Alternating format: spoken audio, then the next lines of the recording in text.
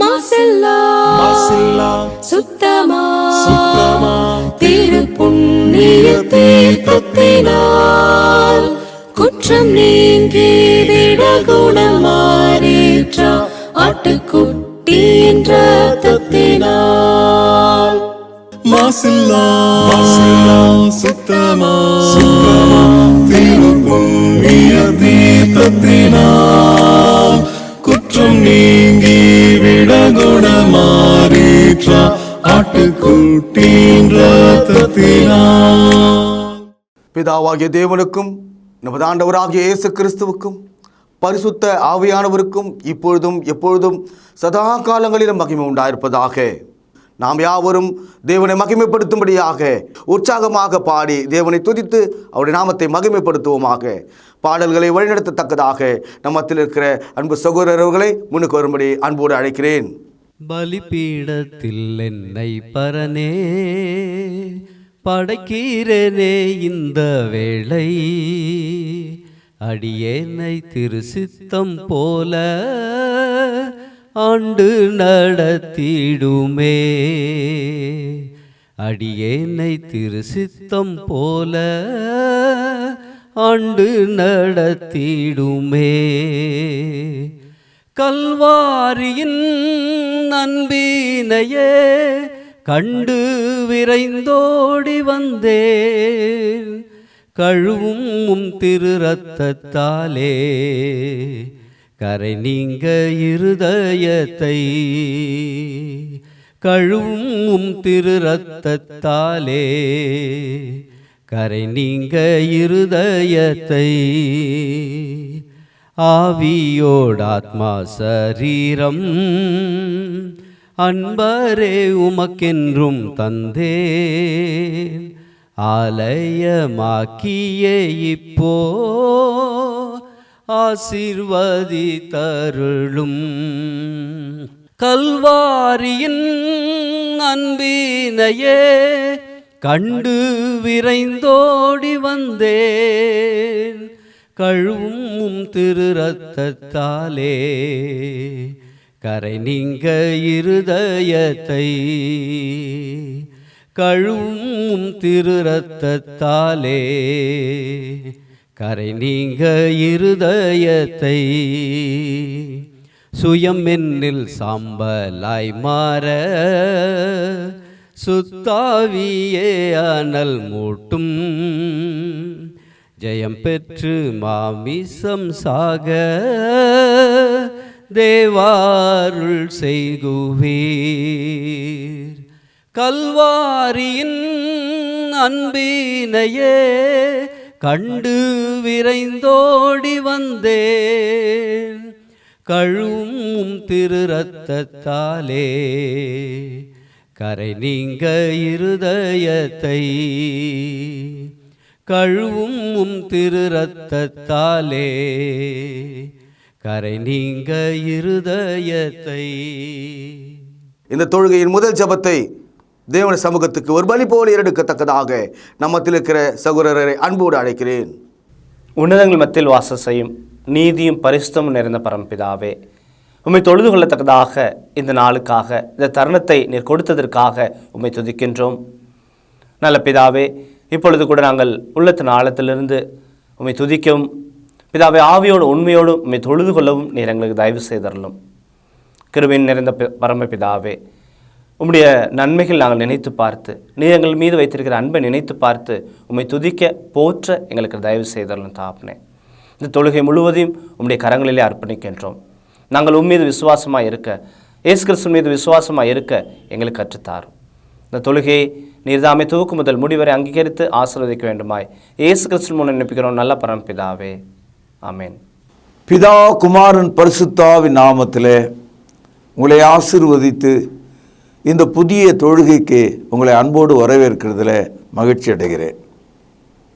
என் அன்பு சகோதரர்களே, இந்த நாளில் யாக்கோபின் கிணறு, ஜேக்கப்ஸ் வெல் என்ற தலைப்பில் இந்த நற்செய்தி உங்களுக்கு வழங்குவதில் நான் மகிழ்ச்சி அடைகிறேன். நம்முடைய வாழ்க்கை ஒரு ஆழமான கிணத்தை போன்றது. கிணத்துக்கு மேலேருந்து கீழே குனிஞ்சு பார்த்தோம்னா அதில் தண்ணீர் இருந்தால் அது எப்படி மொள்ளுவது அல்லது அள்ளுவது? தண்ணீர் இல்லைன்னு வைங்க, நம்முடைய மனசு என்ன சொல்லுன்னா சபிக்கப்பட்ட கிணறு இது, தண்ணீர் இல்லாத கிணறு எதுக்கு கிணறாக இருக்கணும் என்ற எண்ணம் நமக்கு வரும். மனிதர்களுடைய வாழ்க்கையில் அந்த வாழ்க்கை ஒரு கிணறுக்கு சமமாக இருக்கிறது.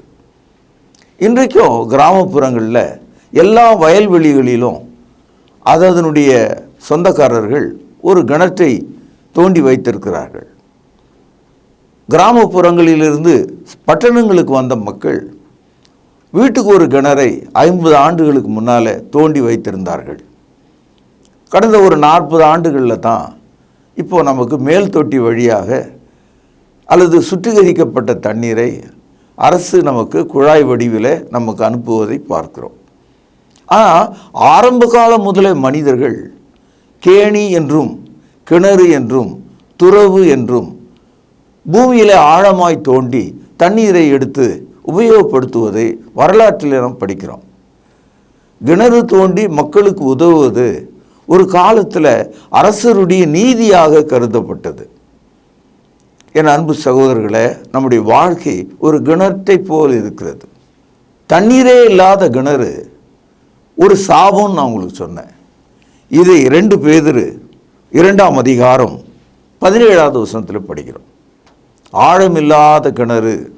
சில சமயங்களில் பயனற்ற மனிதர்கள், பாவமான மக்கள், துர்க்கிரியைக்காரர்களை, சண்டாளர்களை ஒரு ஆழமில்லாத காய்ந்த கிணறுக்கு ஒப்பாக நாம் நினைக்கிறோம். இரண்டாவதாக, சில கிணறுகள் தண்ணீர் இருக்கும் ஆனால் பயன் இருக்காது, கசப்பான தண்ணீரை உடையதாக இருக்கும். யாத்திரையாகமும் 15வது அதிகாரம் 23வது வசனத்தில் மாறா என்ற இடத்துல இருந்த தண்ணீர் மரண கசப்பாக இருந்ததாம். கிணறு இருந்தும் தண்ணி இருந்தும் அந்த தண்ணீரால் பயன் இல்லை. யாக்கோபு 3ஆம் அதிகாரம் 11வது வசனத்தில் ஒரு கிணத்துல தண்ணி இருக்குது, ஒரு ஆளுக்கு இனிக்குது, இன்னொரு ஆளுக்கு கசகுது. அந்த மாதிரி இருக்குமா எங்கேயாவது? தண்ணீர் இனிப்பாகவும் கசப்பாகவும் இருக்க முடியுமா? அது மாதிரி ஆசீர்வாதமாகவும் சாபமாகவும் ஒரு மனிதன் இருக்க முடியாது. ஏதாவது ஒரு நிலையில் நாம் நிற்கிறோம் இல்லையா? ஆனால் சில தண்ணீர் கசப்பாகவும் இனிப்பாகவும் இருப்பதாக நான் பார்க்கிறேன். சில கிணறுக்கு தண்ணி நிறைஞ்சிருக்கும், அடுத்த நாள் போய் பார்த்தோம்னா காணாமல் போயிடும். காரணம் என்னென்னா, அந்த கிணற்றின் அடியில் ஓட்டைகளும் அங்கே விரிசல்களும் இருந்ததுனால அந்த தண்ணீர் வீணாய் போய்விடுகிறது. ஒரு தொட்டியில் அடிபாகத்தில் ஓட்டை இருந்தால் தண்ணீர் நிற்காது. எரேமியா 2ஆம் அதிகாரம் 13வது வசனத்தில் பார்க்கிறோம். ஆக ஆழமில்லாத கிணறுகள், கசப்பான கிணறுகள், இனிப்பும் கசப்பு நிறைந்த கிணறுகள், தண்ணீர் நிற்காத கிணறுகள், இந்த நாளில் நீங்கள் ஒன்றா இருக்கக்கூடாது. நம்முடைய கிணறு ஆழமாகவும் தூர்வாரப்பட்டதாகவும் நல்ல தண்ணீரை கொடுக்கக்கூடியதாகவும் இருக்க வேண்டும். அடுத்தது, கிணறுன்னு ஒன்று இருந்தால் அதில் இருக்கிற தண்ணீரை எப்படி மேலே கொண்டு வருவது? அப்போல்லாம் ஒரு கயிறை உபயோகப்படுத்தி ஒரு பாத்திரத்தில் ஒரு பக்கெட்டில் அந்த தண்ணீரை சேர்ந்து எடுப்பார்கள். இந்த நவீன காலத்தில் குழாய் பொருத்தி மோட்டார் வழியாக தண்ணீரை மேலே இழுப்பதை நாம் பார்க்கிறோம். தண்ணீரை அள்ளுவதற்கு ஒரு வழி வேண்டும்.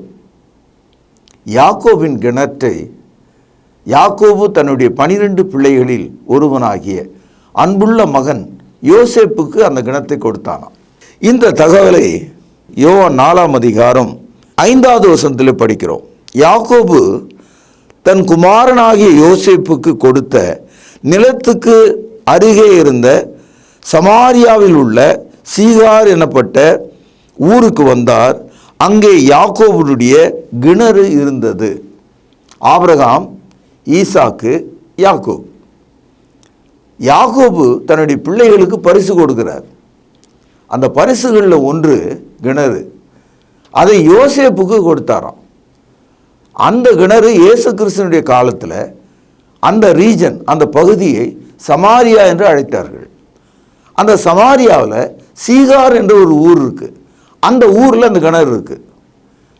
இந்த கிணத்துல தான், இந்த தண்ணியில் தான் யாக்கோபை கர்த்தர் மென்மேல ஆசீர்வதித்தார் என்று ஆதியாகமத்தில் நாம் படிக்கிறோம்.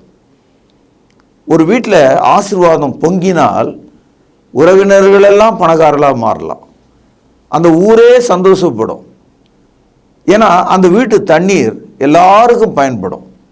யாக்கோபினுடைய தண்ணீர் அவனுடைய குடும்பத்துக்கும் அவனுடைய மிருக ஜீவன்களுக்கும் பயன்படுத்தப்பட்டது என்ற ஒரு கருத்து யோவான் 4ஆம் அதிகாரம் 12வது வசனத்தில் நாம் படிக்கிறோம். அவருடைய மிருக ஜீவன்கள் கூட அந்த கிணற்று தண்ணீரை பருகியதான். என் அன்பு சகோதரர்களே, இந்த கிணற்றண்டை ஒரு மத்தியான வேளையில் ஒரு சமாரிய ஸ்திரீ தண்ணீர் மொழுவதற்காக ஒரு குடத்தோடு வருகிறார்.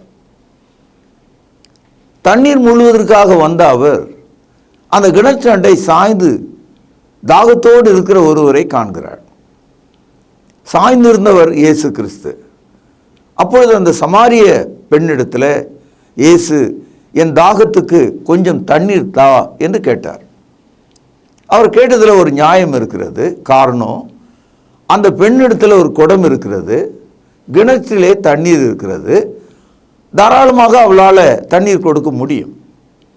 மாறாக இந்த பெண் இயேசுனிடத்தில் மறுமொழியாக வேறு ஒன்றை சொல்கிறாள். அதற்கு என்ன காரணம்னா, நம் நாட்டில் தீண்டாமை இருக்கு இல்லையா, பார்த்தா தீட்டு, தொட்டா தீட்டு, பிறப்பு வழியாகவே தீட்டு மதத்தின் சார்பில் இந்த நாட்டில் போதிக்கப்படுகிறது. இந்த சமாரிய பெண் இயேசுவை பார்த்து, ஐயா, நீங்கள் யூதர்கள், நாங்கள் தீண்டத்தகாத சமாரியர்கள், என்னிடத்தில் நீங்கள் தண்ணீர் கேட்கலாமா? இது மட்டும் அவருக்கு பேசலை. இன்னொரு கருத்தையும் சொல்லுகிறாள். தண்ணி கேட்குறீங்களே, உங்களுக்கு ஒரு குடம் இருக்கணும் இல்லையா, சேர்ந்துவதற்கு ஒரு கயிறு இருக்கணும் இல்லையா, ரெண்டுமே இல்லாமல் தண்ணி எப்படி உங்களுக்கு கிடைக்கும் என்று சொல்கிறாள். கவனிப்போம். யோவான் எழுதிய சுவிசேஷம் 4வது அதிகாரம் 11வது வசனம். அதற்கு அந்த ஸ்திரீ, ஆண்டவரே, மொண்டு கொள்ள உம்மிடத்தில் பாத்திரம் இல்லையே, கிணறும் ஆழமாக இருக்கிறது, பின்னே எங்கே இருந்து உமக்கு தண்ணீர் உண்டாகும்?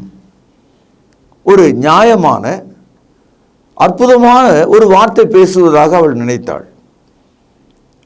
The well is deep, there is no cord or rope and vessel, then how can you draw the water? தண்ணீர் மொள்வதற்கு ஒரு பாத்திரம் இல்லையே உங்ககிட்ட, சேர்ந்துவதற்கு ஒரு கயிறு இல்லையே, கிணறு ஆழமாக இருக்கிறதே.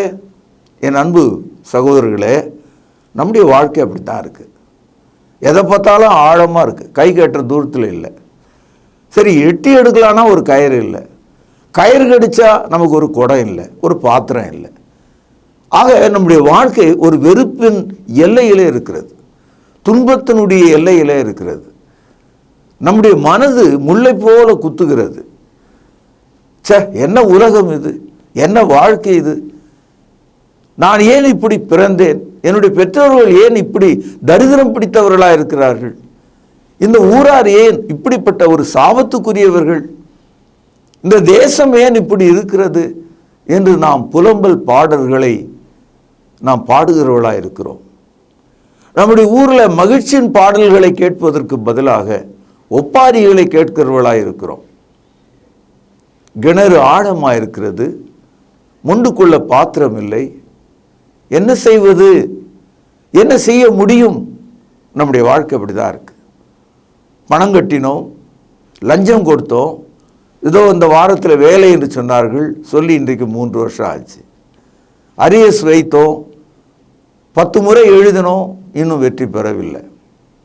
வயது சென்றது, ஏற்ற நேரத்தில் ஒரு மாப்பிள்ளை கிடைச்சாரு, எல்லாம் முடிவாச்சு, காரணம் இல்லாமல் பிரிஞ்சு போனாங்க, திருமணம் நடக்கலை. இதோ அதோன்னு சொல்லி மருத்துவமனைக்கு போனார், நல்லா ஆயிட்டதாக நம்ம நினச்சோம்.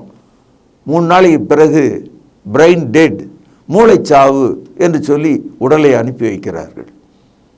வாழ்க்கை இப்படி தானே, விசித்திரமாக இருக்கு. ஆகவே ஆழமான கிணறு, தண்ணீர் இருக்கிறது, பாத்திரம் இல்லை, கயிறும் இல்லை. ஆகவே கை கட்டியது வாய் கேட்டவில்லை என்று ஒரு பழமொழி உண்டு. வாழ்க்கை இப்படி தான். ஆனால் இயேசுவை நாம் சந்திக்கும் போது நமக்கு கிணறும் தேவையில்லை, அதில் உள்ள தண்ணீரும் தேவையில்லை, முண்டு கொள்ள பாத்திரமும் தேவையில்லை, பாத்திரத்தை இணைப்பதற்கான ஒரு கயிறும் தேவையில்லை. அவரால் நமக்கு தண்ணீர் கொடுக்க முடியும், அவரால் நமக்கு வாழ்க்கை கொடுக்க முடியும், அவரால் நமக்கு வெற்றியை கொடுக்க முடியும், அவரால் நமக்கு சமாதானத்தை கொடுக்க முடியும், அவரால் நமக்கு ஜீவனை கொடுக்க முடியும், அவரால் நம்மை மோட்சத்திற்கு ஏற்றிச் செல்ல முடியும். அதனால்தான் அவர் தேவனுடைய ரூபமாயிருந்தும் கொள்ளையாடின பொருளாக அதை எண்ணாமல் தம்மை தாமை வெறுத்து அடிமையின் ரூபம் எடுத்து மனுஷ சாயலானார். மரண பரியந்தமும் அவர் தன்னை தாழ்த்தினார். இந்த இயேசு கிறிஸ்துக்குள்ளே தேவத்துவத்தின் சகல மகத்துவங்களும் அடங்கி இருக்கிறது சகோதரர்களே. அவருக்குள்ள சகலமும் வாசமா இருக்கிற சகோதரர்களே. இயேசுவின் மூலம், இயேசுவின் நாமத்தில் அவருடைய வார்த்தையின்படி நடக்கும்போது வாழ்க்கை மாறுகிறது, நம்முடைய செயல்கள் மாறுகிறது, நம்முடைய எதிர்காலம் மாறுகிறது. இயேசுவை நாம் சந்திக்கும் போது முதலில் நாம் புரிந்து கொள்ள வேண்டிய முதல் விஷயம் என்னன்னு கேட்டால், தேவனுக்கும் நமக்கும் இடையில பாவங்கள் தடையா இருக்கிறது. ஏசாயா 59ஆம் அதிகாரம் 2வது வசனம். Sin is a middle wall between you and God.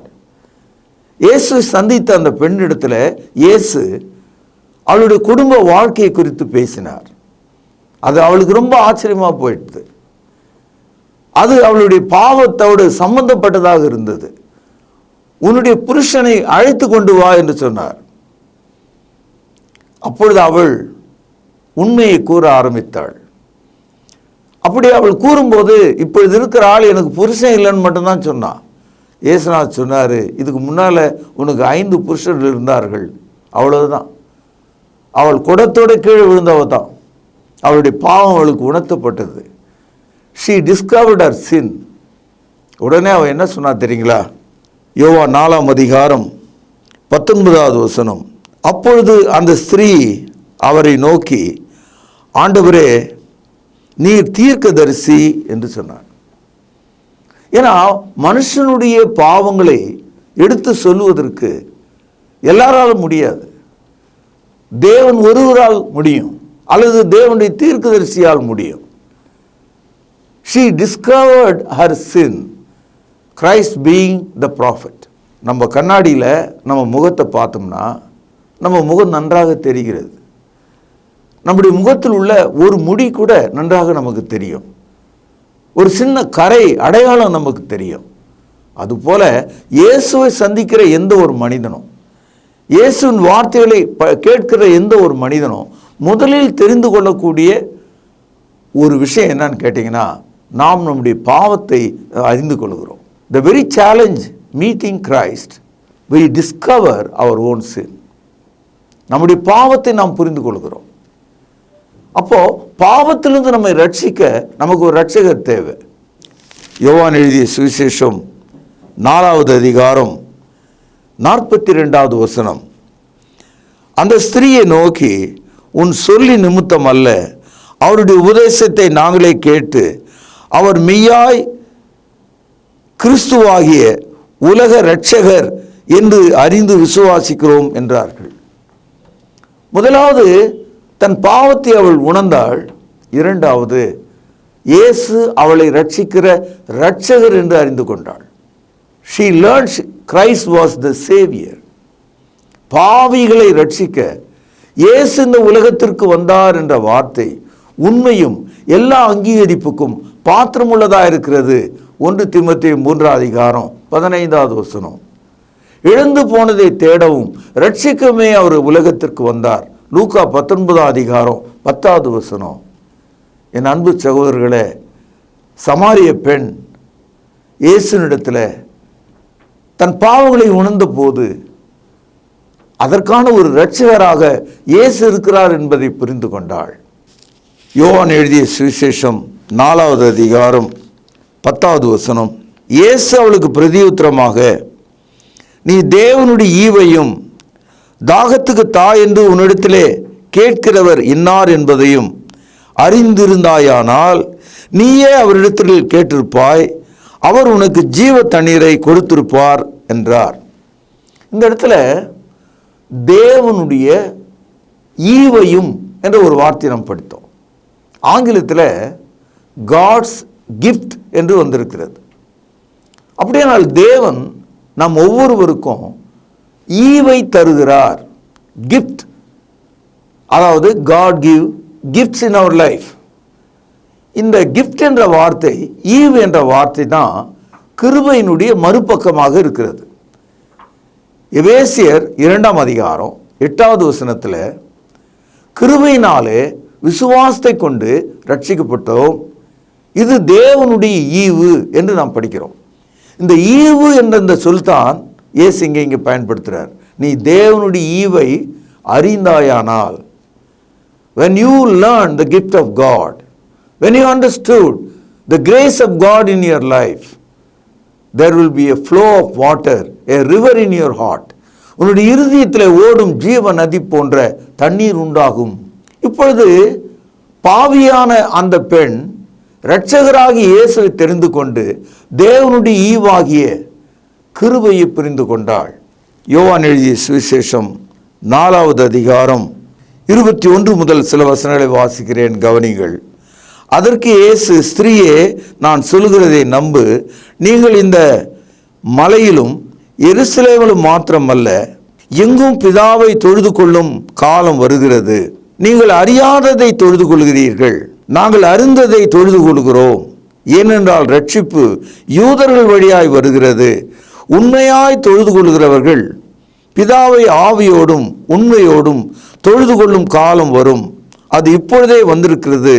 தம்மை தொழுது கொள்கிறவர்கள் இப்படிப்பட்டவர்களாக இருக்க வேண்டும் என்று பிதாவானவர் விரும்புகிறார். தேவன் ஆவியா இருக்கிறார். அவரை தொழுது கொள்கிறவர்கள் அவரை ஆவியோடும் உண்மையோடும் தொழுது கொள்ள வேண்டும் என்றார். என் அன்பு சகோதரர்களே, இந்த ஸ்திரீ அந்த யாக்கோபின் கிணத்துக்கு மேற்கு பக்கமாக இருந்த ஒரு மலையை காண்பித்து, நாங்கள் அங்குதான் போய் கடவுளை தொழுது கொள்கிறோம் என்று சொன்னாள். இயேசுநாதர் சொன்னார், அந்த மலையில் அல்ல, அது உங்களுக்கு தெரியல, நீங்கள் அறியாமல் இவ்வளோ காலம் இப்படி இருந்துட்டீங்க, இந்த விக்கிரக வழிபாடுகள் இருந்துட்டீங்க, அதெல்லாம் விட்டுருங்க. தேவனை தொழுது கொள்ளக்கூடிய காலம் வந்து விட்டது. ஆகவே நீங்கள் தேவனை புரிந்து கொள்ள வேண்டும். தேவன் ஒரு மலையாகவோ ஒரு மரமாகவோ ஒரு சிலையாகவோ இல்லை. தேவன் ஆவியா இருக்கிறார். அவரை தொழுது கொள்கிறவர்கள் ஆவியோடும் உண்மையோடும் தொழுது கொள்ள வேண்டும் என்று சொன்னார். இப்பொழுது சமாரிய ஸ்திரீ தன் பாவத்தை புரிந்து கொண்டாள், ஒரு இரட்சகரை தெரிந்து கொண்டாள், அவளை ரட்சிக்கும் கிருபையாகி ஈவை விளங்கி கொண்டாள். தேவனை தெரிந்து கொண்ட அவள் தேவனை எப்படி தொழுது கொள்ள வேண்டும் என்பதையும் தெரிந்து கொண்டாள். என் அன்பு சகோதரர்களே, இந்த நாளில் நீங்கள் கவனிக்க வேண்டிய ஒரு விஷயம், இயேசுவை பார்த்து, ஐயா உங்ககிட்ட குடம் இல்லை, கயிறு இல்லை, கிணறு ஆழமாக இருக்குதுன்னு சொன்னா இல்லையா, கடைசி அவள் என்ன செய்தா தெரியுங்களா? அந்த குடத்தை அந்த கிணத்தாண்டை வச்சுட்டு, இயேசுநாதர் கிடைச்சாரு, அதுவே எனக்கு போதும், என் பாவம் எனக்கு புரிந்து விட்டது, எனக்கு ஒரு இரட்சகர் இருக்கிறார், தேவனுடைய ஈவாகிய கிருபை எனக்கு கிடைத்தது, நான் தேவனை தொழுது கொள்வேன். அவள் கையில் வைத்திருந்த அந்த குடத்தை அந்த கணத்தாண்டியை போட்டு போயிட்டா.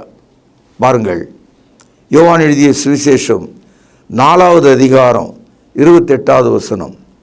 அப்பொழுது அந்த ஸ்திரீ தன் குடத்தை வைத்துவிட்டு ஊருக்குள்ளே போய் ஜனங்களை நோக்கி, இதுவரைக்கும் அந்த குடத்தை கெட்டியாக பிடிச்சிட்டு இருந்தவா இயேசு பார்த்து, உங்ககிட்ட குடம் இல்லை, உங்ககிட்ட கயிறு இல்லை, கிணறு ஆழமாக இருக்குது அப்படின்னு கருத்துக்களை பேசி கொண்டிருந்தவள், அந்த குடம் எனக்கு தேவையில்லை, அந்த குடம் இங்கேயே இருக்கட்டும், அந்த குடத்தில் கிடைக்கிற நீரை விட எப்போதும் ஊறுகிற ஜீவ தண்ணீர், ஏ இட்டர்னல் ரிவர், என் இருதயத்தில் உண்டாகும்படி இயேசு செய்து விட்டார்.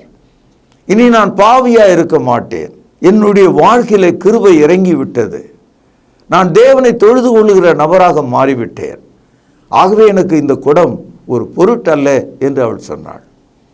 என் அன்பு சகோதரனே சகோதரியே, நம்முடைய வாழ்க்கையில் ஒரு குடத்தை கெட்டியாக பிடிச்சி வச்சுருக்கோம்.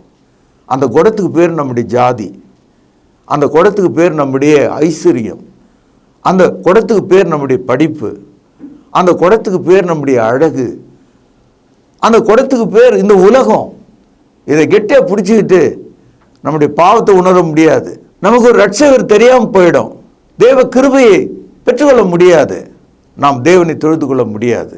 Unless you drop the pot from your hand, you never discover your sin, your Savior, your gift of God and eternal worship.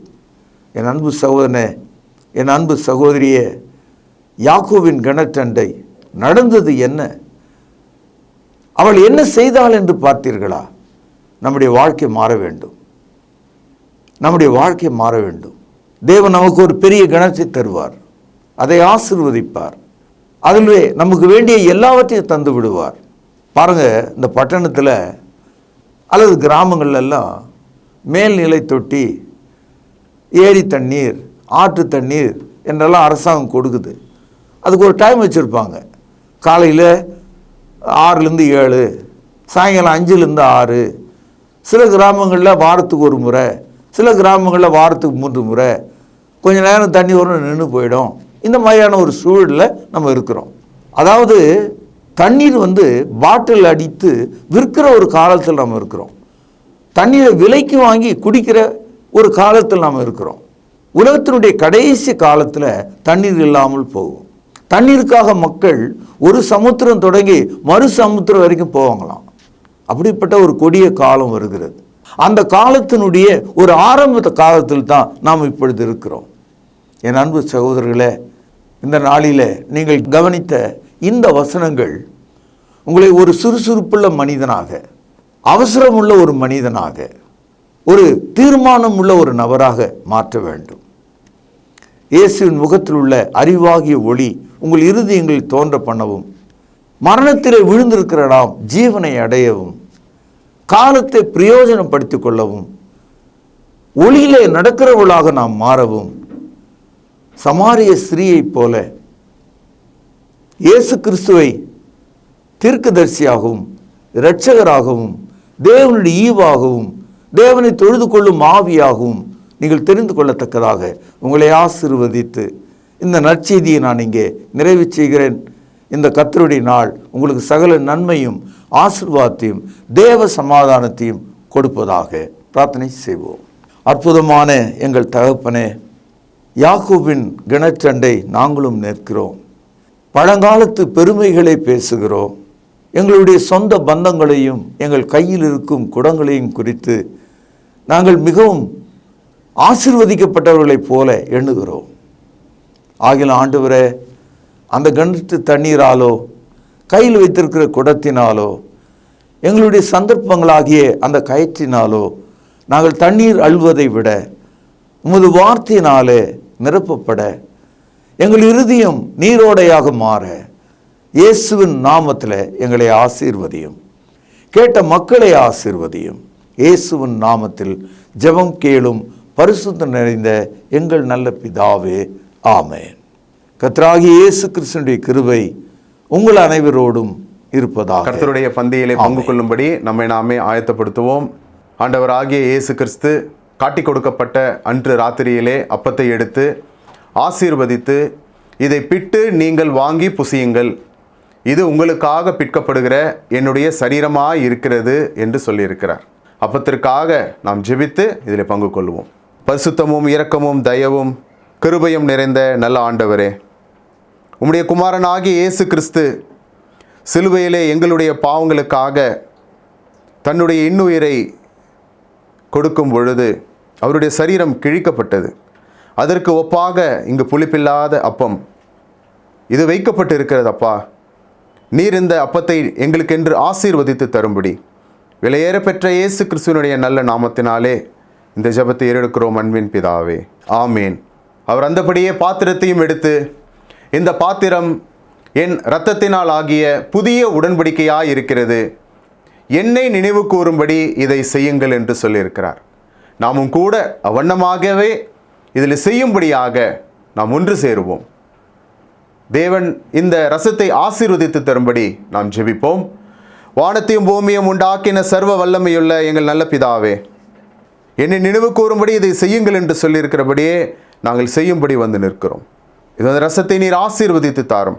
குற்றமில்லாத மாசற்ற இதோ தகப்பனே, அந்த ரத்தம் எங்களுடைய பாவங்களுக்காக சிந்தப்பட்டது என்பதை நாங்கள் நினைத்து இதில் பங்கு கொள்ளும்படி, பயபக்தியோடு பங்கு கொள்ளும்படி எங்களை உற்சாகப்படுத்தும். எங்களை தாழ்த்துகிறோம். இந்த ரசத்தை நீர் ஆசீர்வதித்து தாரும். இயேசுவின் நல்ல நாமத்தில் இந்த ஜெபத்தை எடுக்கிறோம் அன்பின் பிதாவே, ஆமேன். தேவனுடைய சமூகத்தில் தேவனுக்கு மிக பிரியமான ஒரு தொழுகையை செய்து கொண்டிருக்கிறோம். இதைத் தொடர்ந்து தேவனுக்கு பிரியமான ஒரு பலியாக நம்முடைய கையின் பிரயாசங்களை தேவனுடைய சமூகத்துக்கு கொண்டு வருவோம். தேவன் கொடுத்தவைகள், இவைகளிலிருந்து நாம் எடுத்து தேவனுக்கு உற்சாகமாக கொடுப்பதற்கு நாம் ஒப்புக் கொடுப்போமாக. சபையின் அறிவிப்புகள், வியாதிப்பட்டவர்களை நினைவு கொள்ளுங்கள். விசேஷமாக ரட்சிக்கப்படாத மக்கள், அது உங்கள் நண்பர்களாக இருக்கலாம் அல்லது உங்கள் உறவுகளாக இருக்கலாம், அவர்கள் ரட்சிக்கப்படுவதற்காக தேவனுடைய சமூகத்தில் நாம் யாவரும் ஒன்று சேர்ந்து ஜெபம் செய்வோம். தேவனை ஆவியோடும் உண்மையோடும் நாம் தொழுது கொண்டோம். இந்த தொழுகையின் நிறைவு ஜெபத்தை நம்மத்தில் இருக்கிறதான சகோதரர் ஒருவர் முன்வந்து ஜெபித்து இந்த தொழுகையை நிறைவு செய்து தரும்படி அன்பாய் கேட்டுக்கொள்கிறேன். பரலோகத்திலே வாசமாயிருக்கிற எங்கள் நல்ல பிதாவே, உம்முடைய வார்த்தையினால் எங்களை சந்தித்ததற்காக உமக்கு ஸ்தோத்திரம். அண்ட சராசரங்களின் மீது அதிகாரமுடையவராகிய உமக்கு எங்களை தாழ்த்தி ஒப்புக் கொடுக்கிறோம். வார்த்தையினால் சர்வத்தையும் தாங்குகிற எங்கள் ஆண்டவர் இயேசு கிறிஸ்துவின் கீழாக எங்களை ஒப்புக் கொடுக்கிறோம். நாங்கள் எதையுமே செய்ய முடியாது, ஆனால் பரிசுத்த ஆவியின் பலத்தினாலே செய்ய முடியும் என்பதனால் அந்த பரிசுத்த ஆவியானவருடைய ஆளுகைக்கு எங்களை ஒப்புக் கொடுக்கிறோம். தொடர்ந்து எங்களையும் எங்கள் வீட்டாரையும் பிள்ளைகளையும் ஆசீர்வதிப்பீராக. வியாதியை சுகமாக்கும், பலவீனங்களை நீக்கும், பலவிதமான பாரங்களில் நின்று விடுதலை செய்யும். உம்முடைய மக்களுக்கு வேண்டிய சமாதானத்தை தாரும். ஆண்டவர் இயேசு கிறிஸ்துவின் மூலமாகவே நாங்கள் பிழைக்கிறோம், அவருடைய கிருபையினால் வாழுகிறோம். உம்மையை கனப்படுத்தி ஸ்தோத்திரித்து ஆண்டவரும் இரட்சகரும் ஆகிய இயேசு கிறிஸ்துவின் புண்ணிய நாமத்தில் துதித்து ஜெபிக்கிறோம் நல்ல பிதாவே, ஆமென்.